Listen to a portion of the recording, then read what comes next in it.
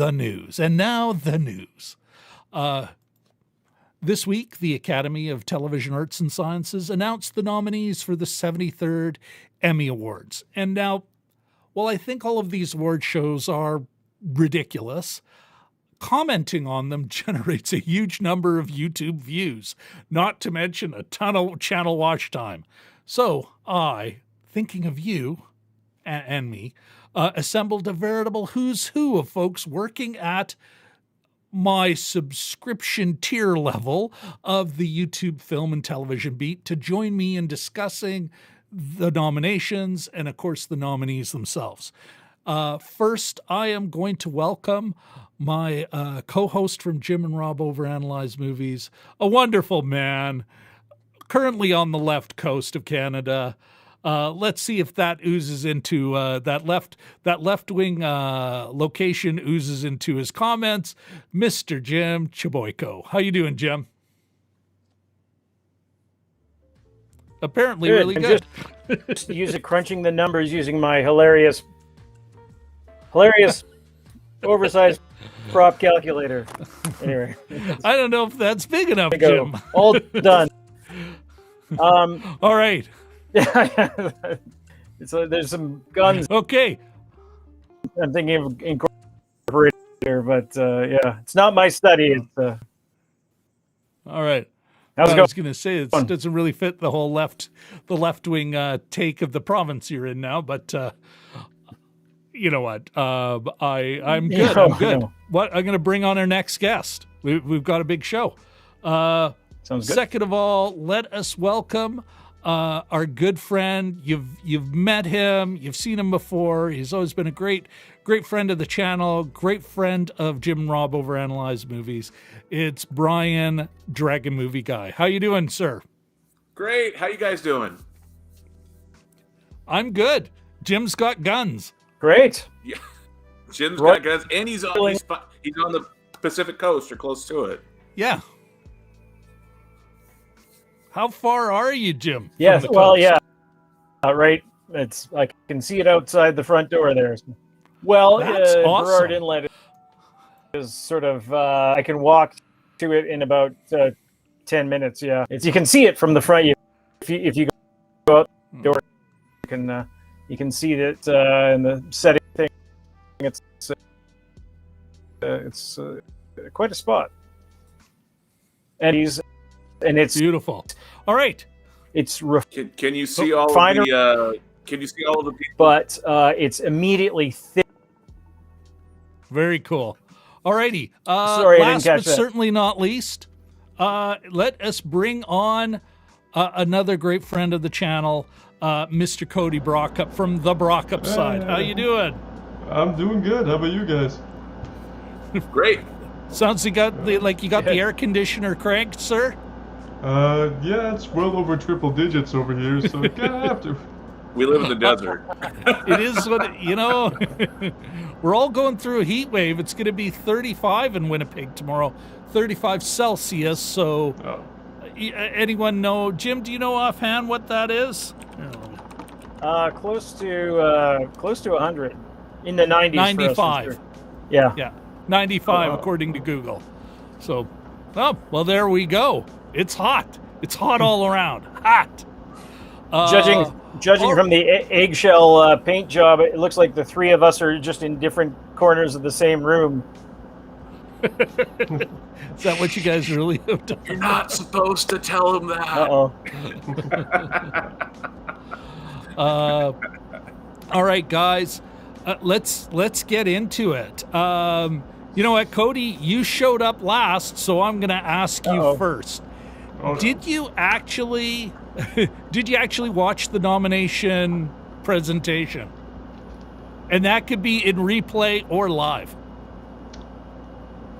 I didn't know there was a presentation for the nominees. Well, not necessarily. Yeah, there was like a live. They had Leslie Jones on, and yeah, no, I didn't see that. I just looked up, a website that had all the nominations listed, and I was like, oh, there they are. I have what I need to editorialize. Okay, Jim, what about you? Did you watch? I was sort of in transit and all jumped up to take my first flight in about 2 years, so I was a little distracted that morning. I did catch it in the lounge, I guess, or waiting for my plane. I did look it up on my phone. Thank you, Winnipeg Airport Wi-Fi. But yeah, it's funny too, because just in preparing for this, I wanted to have a sheet, like a list of nominations in the background. And as you're saying, the presentation, virtually, it's so hard to find one without a video link. It takes forever to, it keeps on wanting to thrust video. I just want text. Just give me text. I don't need the presentation. But anyway, so that's totally obviously become a thing. Is half the thing is the presentation. Yeah. Okay. Last but certainly not least, Mr. Torreson, Brian, Dragon Movie Guide. Testify. Yeah. Tell us, did ya? No, it's like 5:30 in the morning when they usually do at least the Oscars. 8:30 actually. 8:30 Pacific time, I believe. Did they do it actually? For Well, Emmys, I guess, has been doing that for a while. They don't do the crack of dawn BS. That's civilized. That's still really, really early in the AM to be up. So I live in Las Vegas where you wake up in the PM and go to bed in the AM. So that's sort of, it's all reversed here. We might as well be on like London time or something just to be with normal business hours. So no, I missed it. You. Brian had a singing gig on Monday night, so he slept in. Star Wars, nothing but Star Wars. I would do that duet with Bill Murray any day of the week and twice on Sunday. All right. Okay. All right. Well, let's get it. Let's start with this. And it's something Brian had mentioned before, but how surprised were you that there were, it seems to me at least, that there's barely any network television. And as soon as Brian mentioned it, it's like, yeah, you're right. Like there's, yeah. And then maybe we made fun of the mom show a bit, or at least I did. Yes.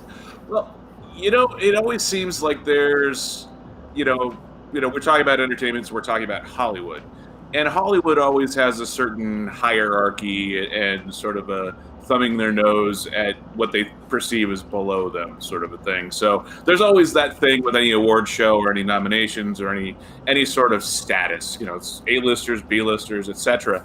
So you ever notice the last 10 years or so, ever since streaming really kind of came in, that or cable, first cable and then streaming, everyone's like, well, the best entertainment is on-network television. And I think there's a lot of good entertainment on network TV. There always has been. Yeah. I think there always will be. But yes, there is more creative control that you can have on cable and now on streaming. So yeah, I mean, if you look down the list of all the nominations, both actors and actresses and shows, it's not exclusively streaming and cable, but is the vast majority. Look at this outstanding comedy series, Blackish. That's cable, isn't it? It's Cobra ABC. Kai No, that's is- ABC. That's one of the okay. few. That's one of the few. Okay, so Cobra Kai is Pen 15, never heard of. Emily in Paris, I can't believe it's like, what are they going for that Golden Globe? How many Emmys voters got to fly to Paris? Hacks. Speaking of, Ted Lasso, The Flight Attendant, the Kaminsky Method. More than half of these are streamers. Heck, half of it's Netflix. Yeah, Cobra Kai is Netflix, Emily Netflix, Hacks is HBO Max, along with Flight Attendant, Kaminsky Method, also Netflix, then Pen 15's Hulu, and Ted Lasso's Apple TV Plus. Yeah. So these are not the traditional ABC, NBC, CBS, Fox. This is crazy. Yeah. You know? Yeah. Mm-hmm. Yeah, I think Blackish, This Is Us, and SNL were sort of and Mom, maybe. I don't know if Mom got a bone thrown at it because it was last year. And I think it's it was Chuck the Lorre. actors. Yeah, but down to 4 shows basically, and SNL cleaned up primarily because there are currently apparently only 2 sketch shows, and there's actually a nomination with just 2, and so they got tons of special guest star in a comedy. You know, a lot of the hosts got awards. Some of the entourage. Everybody got gets too. an award.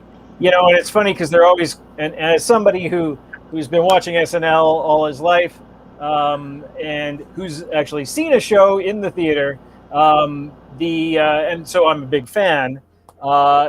People have been calling for its death. You know, it's in its death throes for years and years, and you know, this, not that a nomination is everything, but it sort of speaks, you know, highly to it. I think it gives Lorne Michaels some collateral anyway. Well, that show SNL is such a politically driven animal that anytime there's an election year, they try to go heavy on the politics stuff for the cold open. Yeah. So that tends to be the year where they get a lot more ratings, a lot more guest stars. That's and true. if you looked at a lot of the stuff, they did leading up to the election in the fall, they were bringing in a lot of famous names as, you know, people involved with the campaigns. Look at it on the screen. Alec Baldwin, of course, says Trump. Dave Chappelle, Daniel Kaluuya, well, Dan Levy, Morgan Freeman was on the Kaminsky Method. There is one nominee, guest actor in a comedy series who isn't an SNL guest actor. Yeah. Cody, what are your thoughts on this? On this question? I mean, I think I pretty much agree with you guys. I mean, Saturday Night Live, it's kind of one of those things that's been around so long. It'd be kind of weird if it wasn't nominated in this category. And, you know, I understand a lot of people coming from, you know, saying it should probably retire at some point, but if it keeps getting nominations, you know, what's the point? It's like... Them's fighting words. Jim? I was just going to say, them's fighting words. But I'm kind of curious, Cody, like, are you surprised, or like, are you surprised that, like, we could literally, I have more fingers, even if we didn't include the thumb, than it seems network television got nominations. Oh, yeah. That might be a little bit of hyperbole there, but I don't think a lot. Yeah, I mean, that much, it doesn't really surprise me, to be honest, because, you know, I think when you look at the discourse of, like, different shows and stuff online through social media, whatever, most of the time it's for streaming shows anymore, because I think there's, like, that just better ease of access. You know, you don't have to pay for, you know, $200 a month for cable for stuff you don't want. And I think they just also have a lot more creative freedom and control with those shows, like somebody mentioned, so they're able to do certain things that, you know, normal network or cable shows couldn't, so that leaves a room for a lot more interesting stuff. So no, honestly, it doesn't really surprise me. What And- oh yeah, One go quick ahead, Jim. question I had for the rest of the, you know, I was wondering, did anybody see any Fox shows? Because, you know, the big three networks, Fox is sort of seen as the fifth Beatle, essentially the fourth network, and I don't recall anything coming out of Fox that was nominated. So that'd be sort of interesting to see. They did, you know, heavy on animation, heavy on comedy, that kind of thing. But yeah, I don't recall seeing their name. Yeah, I don't think so either. Yeah. So yeah, good on Let me the just streamers. look that up. Good on the streamers, and maybe maybe it sort of is a statement about the current state of network TV. A lot of procedurals. You know, CBS is seen as the old person's network with a lot of cops and robbers shows still. And yeah, it's just kind of an interesting trend anyway.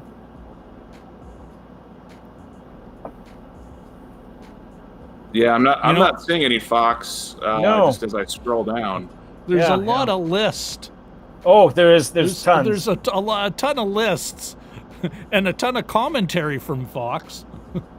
You know, the one that I would have thought. Well, The Simpsons got nominated for animated along with Bob's Burgers. Oh, of course, yeah. Ironically, though, I didn't really see any Fox nominations for best reality shows, and they have a ton of reality shows. So that part does surprise me a little bit. That's right too. Here's an And interesting, also, this is all. uh, Yeah, go ahead. oh, it's almost like looking at the Golden Globe, list inside of a list. And I was thinking at one point the nominated as a guest for his guest appearance on Saturday Night Live. I don't think he was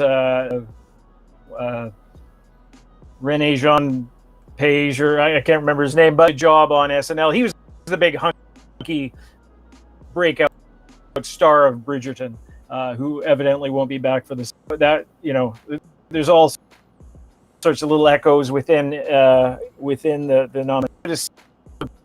People who like SNL getting a nomination for a series, Kenan Thompson getting a nomination for his own series, Kenan.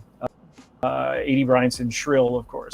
There's little offshoots, little byproducts of shows and that kind of thing too. So there's little echoes throughout the whole list. Do you guys think there's any big snubs? Anyone you see on this list missing? Like I still see, foreshadowing for later, gang. I can still see Emily in Paris, where it's like, what the is that doing on any of these lists? But apparently, I'm almost Emily tempted in to Paris watch is it. considered great art. Yeah. Say that, Jim. Go for it. My daughter actively watches. What's the Archie show? Archie and Betty and Veronica. Riverdale. My daughter actively very aggressively hate watches that show. So this is all tempting me to hate watch Emily. Okay. I was gonna say, just like get a bad what mood an interesting going. segue. Let me talk about my daughter in a completely different show. Yeah, well, no, but I'm saying it makes me want to sort of, be able to. I don't hate watch a lot of spite. things. Yes, it's very energy draining. It's very enervating to do that, and then you're all over the place afterwards. But maybe don't drink so many fluids and get all dehydrated and cranky, and then watch. Yeah. What about you, Cody? Is there any big snubs? Like, are you seeing anything, or did you hear anything where you're like, why wasn't that nominated? To be honest, no. I think pretty much everything I would have wanted to see nominated got nominated in some category. Shows like WandaVision, Mandalorian, just a couple that come off my mind immediately. Then stuff like The Boys, and even stuff that I haven't seen yet, but I've heard really, really good things about, like Lovecraft Country got nominated, and a couple others. So no, not really any surprises or snobs, to be honest. Mm-hmm. What about you, Brian? Anything where you're like, you see it's glaring that it's missing? Well, the one show that really does seem to get Emmy's love from the networks is This Is Us. And I realize This Is Us has now been on for several years, but if I look at the actors and actresses nominated in drama series, all I see is Sterling K. Brown for Best Actor and Chris Sullivan as Best Supporting Actor in terms of nominations. Felicia Rashad, she got a outstanding guest star. Okay. And what else? It's for crying out loud, I'm jumping into next year or something. Some BS. Or in the past, this is what people said. Well, I guess stars react to their 2021 nominations. Now I understand. So a reaction from Dan Fogelman. So they got 3 nominations, and this reaction from the creators, the showrunner. Thank you to the Television Academy. What lovely company to be in. I guess that just surprises me, though, because there are so many shows for all of the major categories for the shows and actor and actresses. There seems to be 7 or 8 nominations in each category, or at least a lot of them. So the fact that there's only 2 or 3 acting nominations total for that show. And I've never watched it, but it gets a lot of water cooler talk. A ton of people talk about it. It's won a ton of Emmys in the past. So I guess it does. That is one that does surprise me when you consider that, for example, supporting actor in a comedy series, there are 4 actors from Ted Lasso who got nominations for Best Supporting Actor. Good point. And yet we've got a total of 3 for This Is Us. So that does surprise me a little bit. Well, do you think some of it could be like how much of Ted Lasso is just, boy, oh boy, talk about unplanned perfect timing. Like if there was a show last summer where it was what's the reverse of hate watching?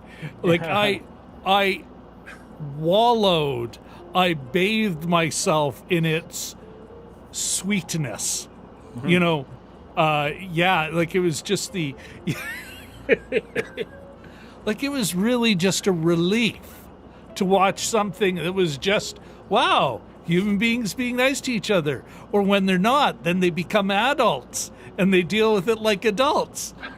I want more. Like, so that was your viral hit as opposed to Tiger King from summer of 2020. Yeah, exactly. And well, it kind of shows where people's heads are at any one time, you know. But I think you said it yourself, Brian. This Is Us has been around a long time. But how much of it is just people. But This Is Us does not have Jason Sudeikis' mustache. Well, never underestimate the power of the stash. But it's I'm even saying you don't need the stash. Maybe it's just people are tired of This Is Us. Like it's not a, you know, last year you got that weird kind of mix of, I'm thinking for Schitt's Creek. Mm-hmm. But is This Is Us ending this year? You know, No, like but it's I've still heard of- continuing, right? Well, if you're I an had not NBC, you'd probably be smart to keep it going. If you've got 2 shows that get Emmy nominations, keep both of them, guys. Well, and usually you see when it's the final season of a successful long-running show, usually the networks will come out all the big promos of like, check out the final season of This Is Us. Yeah. With the big slow violin music and everything. So Yeah. usually. You know, it's interesting. It's only been on for 5 seasons anyway. Mm-hmm. Like, it's not like it's, wow, what a deep, you know, like, I mean, yeah. Maybe it's that a lot of the streaming shows, you know, that are obviously, we were discussing earlier, sort of taking over the nominations, they run a bit of a tighter ship. I mean, no longer do you have the 21, 24, 25 episodes a year, which I can't even imagine. You have some of these guys are 6 episodes. 6 to Chernobyl 10. from last year was 5. You know, and 10, 12. I May Destroy You is like 6 hours of programming, 12 episodes and half an hour each, and that's gotten great acclaim. So maybe it's, you know, when you have a 24, 22 episodes season, that maybe exposes some of the you know, chaff from the wheat or wheat from the chaff or what, you know, it's too long, right? And there's a lot of filler and it's not as tight. And maybe that's an aspect of big 3 network television that's really kind of, you know, been exposed by something like a tightly run streaming series. That's just a guess, but I think that's kind of an interesting take. What do you think, Cody? I would definitely agree with that, you know, because I think we've all had those shows that, you know, went with the 22, 23 episode formula, and then a few seasons later, it's like, okay, we're just filling running the time out of slots ideas here. You could have done this in 13, and would have been a lot more solid, you know. So, I think it's just kind of streaming showing that there's a better way for a lot of these kind of ideas and shows where you don't have to, you know, stretch it out over, you know, 6 months. You can just have 6 episodes, and as long as they're well written and well constructed and leave people wanting more, they'll come back. Now, that kind of sets up the question, Cody. where does that leave the big networks? Yeah. I mean, which apparently most people still are watching. It's not like no one watches network television. They have to fill. They have to fill in a way a streamer doesn't. Where does that leave? You know, and I'll start with you, Cody, because you're the one who made me think of it. But where does that leave the networks as they look at a dearth of a dearth? Yeah, there's hardly any. A dearth of nominations. What do they do? What do you think they're thinking when they look at this nomination list? Because they're going, well, we're not getting that many seats to the show that we basically finance, and we broadcast, and you know. Well, I think it kind of comes down to like the streaming services and the big networks. Their content, their programming, they satisfy different needs for different audiences. You know, so I think streaming has lent itself to be more about, you know, these more interesting dramas and, you know, these high budget spectacle shows that keep people talking week after week after week because, you know, they have the resources to pool into them. Whereas, say, something on a network, you know, stuff like family sitcoms or, you know, CSI, NCIS type shows and, you know, maybe medical dramas and things like that, where they don't have to have the same kind of structure, but people still like them for what they are. So I think maybe it's just kind of the way things are at this point, where you come to the networks for those kind of more, I guess, passive content almost, and then people go to the streaming services for, you know, the bigger stuff. Mm-hmm. Yeah, no, makes sense to me. Now, you had Brian, I think you'd mentioned some of these folks are Hulu, which is NBC, like it's part of that corporate sort of content generation, right? Yeah, I believe that Hulu's owned by a couple of different sources. I think NBC is one of them, but NBC is also launching their own streaming service called Peacock. So I believe that's where. I believe that's where A.D. Bryant's show is from. I don't remember seeing that on NBC. I could be wrong there, but yeah. I should just interject quickly, Brian. Is that when it comes up to Canada, Rob, correct me if I'm wrong, I don't think we get Hulu. So sometimes shows that are on Hulu come on various other like third, fourth networks, or we might get it through HBO/Crave, which is basically our way into HBO. And so it comes. It's a real hodgepodge, but we tend to get shows in an arbitrary way, and there's no way to say really where they'll end up. You just sort of have to check your VOD. That's the international financing model, right? Like, yes, here's its core market, and then they go to a market. Everyone talks about the Cannes Film Festival, which is also a market, but really it's I think they call it MIPCOM.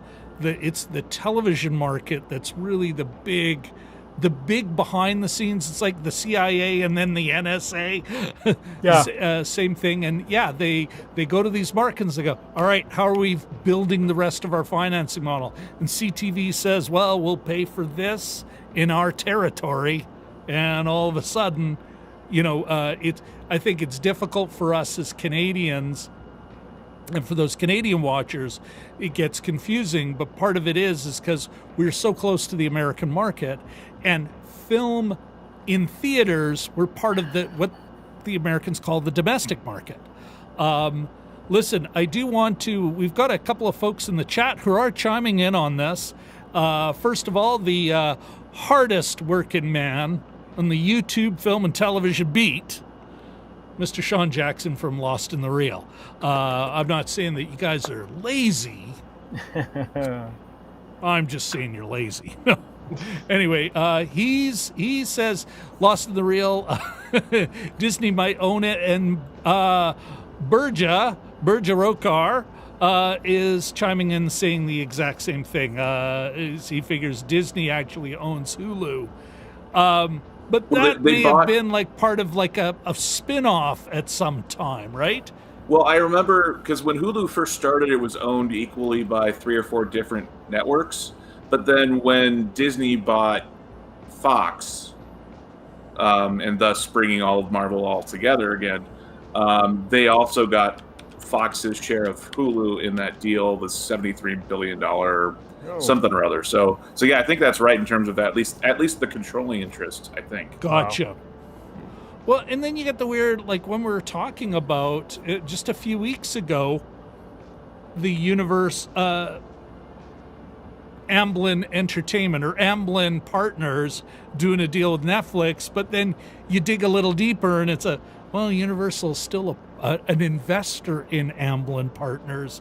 So, there's you get into that weird tangled mess of corporate consolidation and overlapping interests. I think it's like remember the movie Demolition Man with Sly Stallone, where in the future everything is Taco Bell. I think that's sort of where we're at with corporate ownership of everything's Disney. Everything.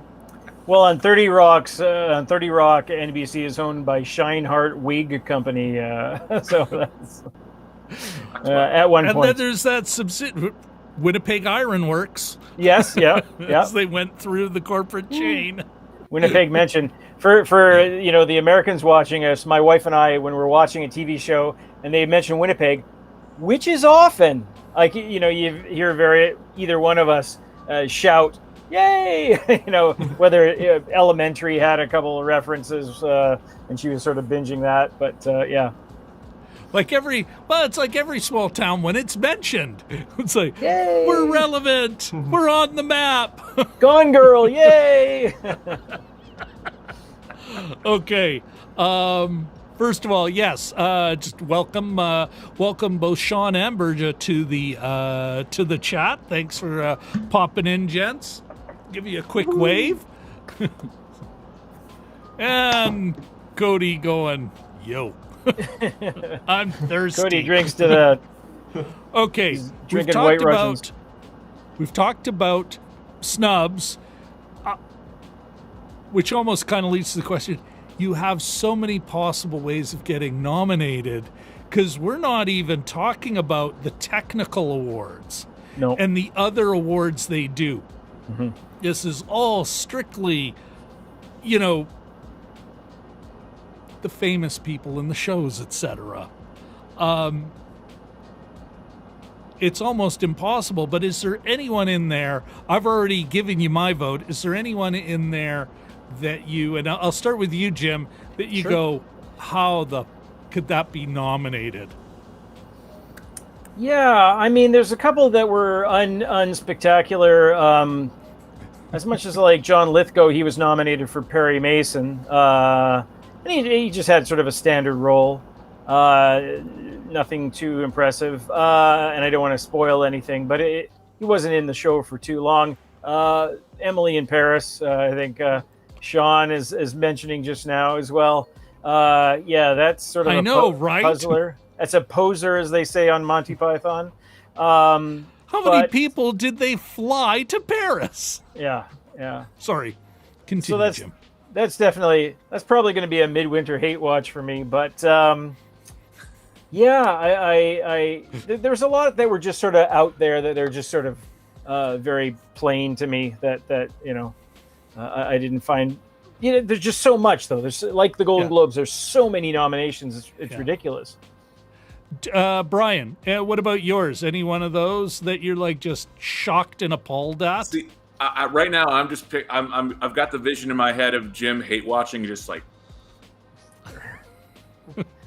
Those are the wrong shoes.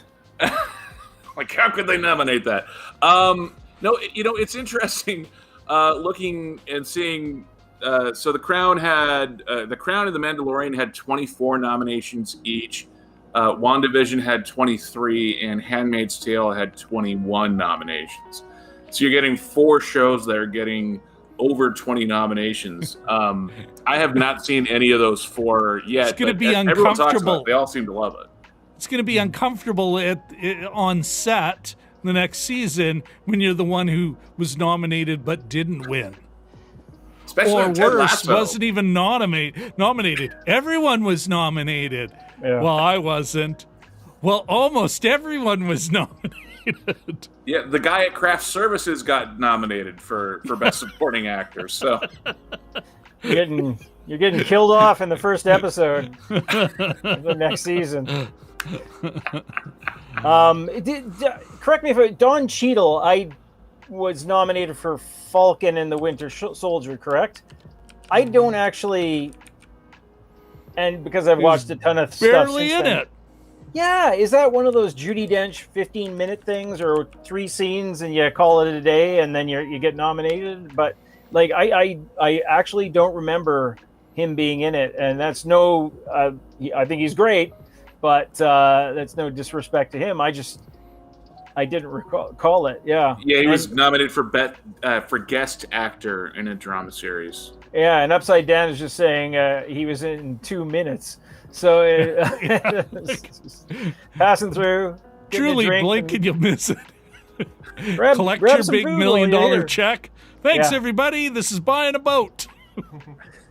I'm not even going to take off my jacket. I'm just gonna I'm gonna do my thing and get out of here. I got a bus to catch. I mean, who doesn't love Don Cheadle? But yeah, for 2 minutes, Yeah. that's pretty impressive. Gonna have to go back and look it up. Again, let's come back to. And I'll throw this out to Cody first. Is it at a point there's so much to watch, you can't see everything.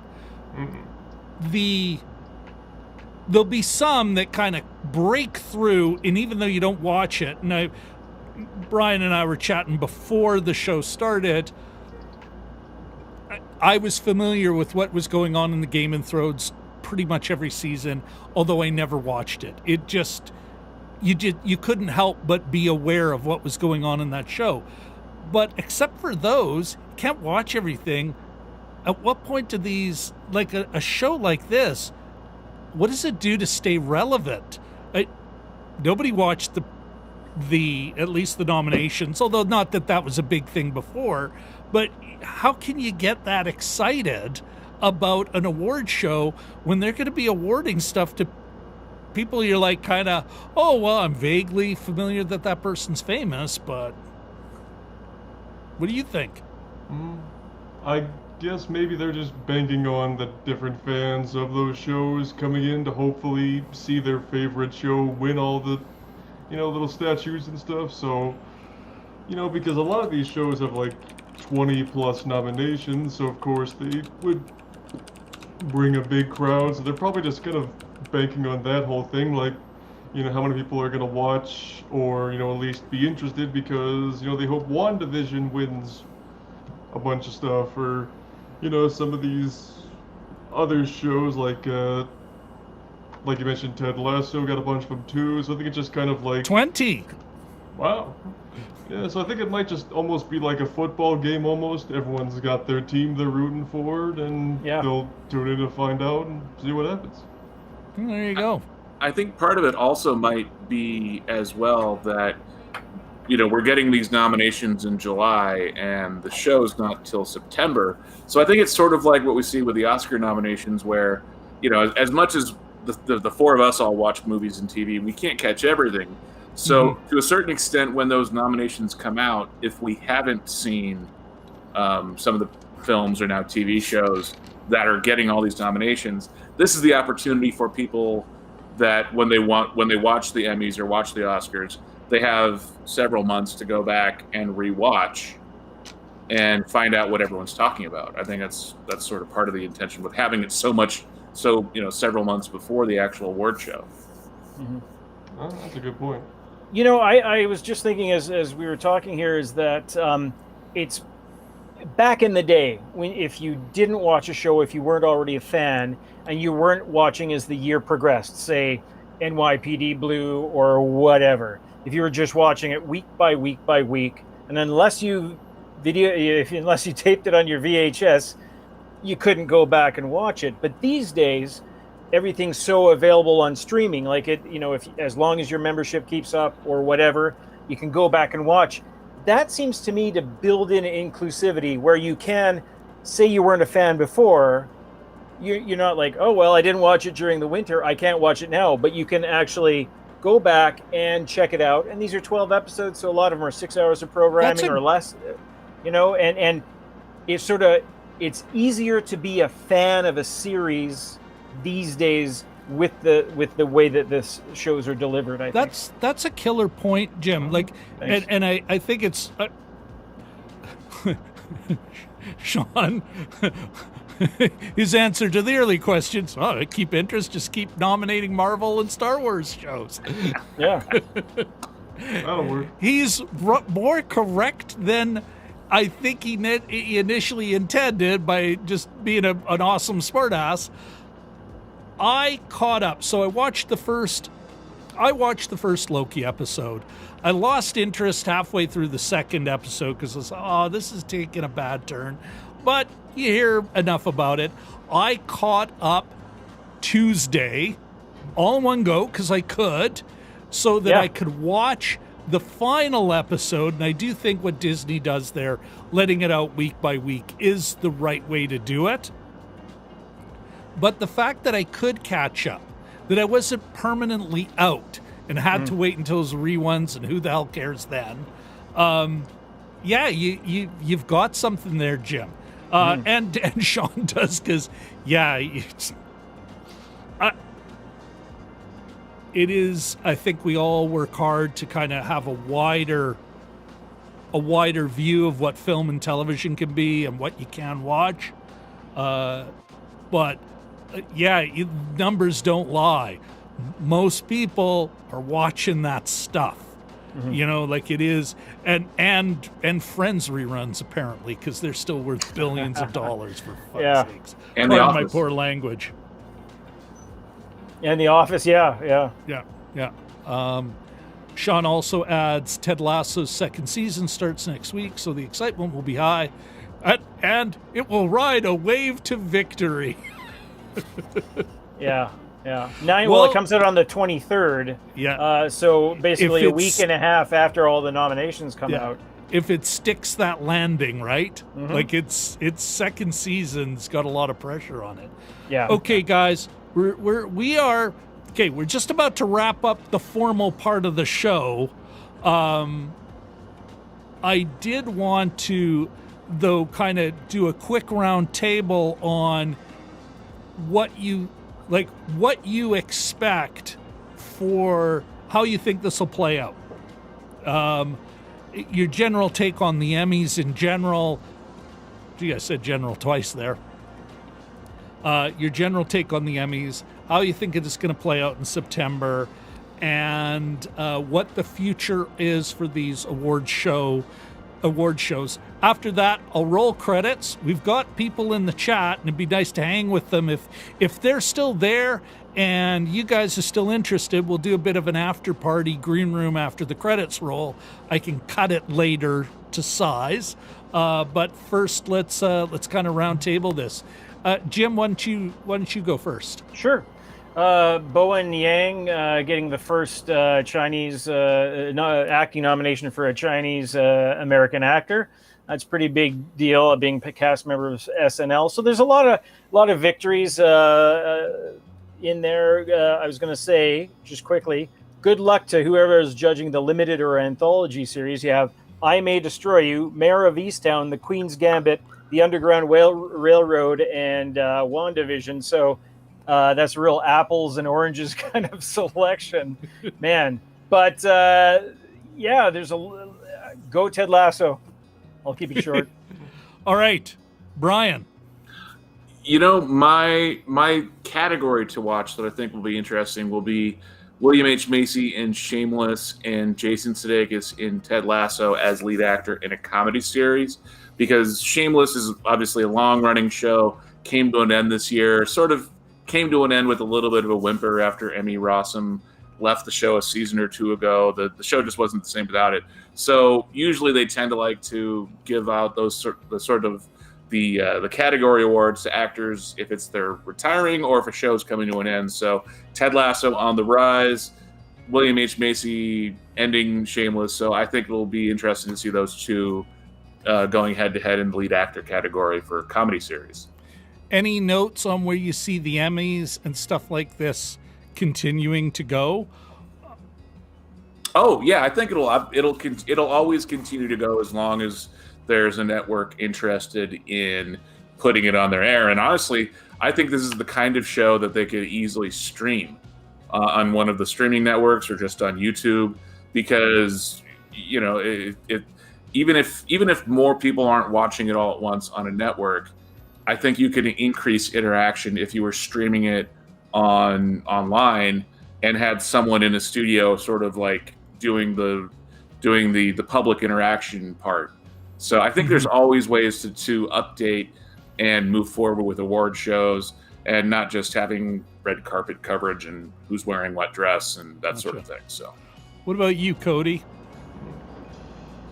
Well, I think there's definitely a lot of strong contenders this year, like stuff like WandaVision and Mandalorian, just to name a couple, very accessible ones right off the bat.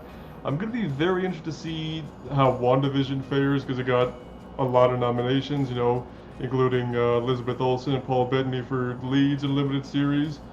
Those two will be really interested to see, if they win them, because I think at least Elizabeth Olsen's got a strong chance at that. I could be totally mistaken, but yeah, I mean, if anything, these nominations just make me want to finally watch Ted Lasso even more now, because if it's getting this many accolades, it's like it's got to be worth watching at that point. So I might just get Apple TV Plus tonight and start watching it.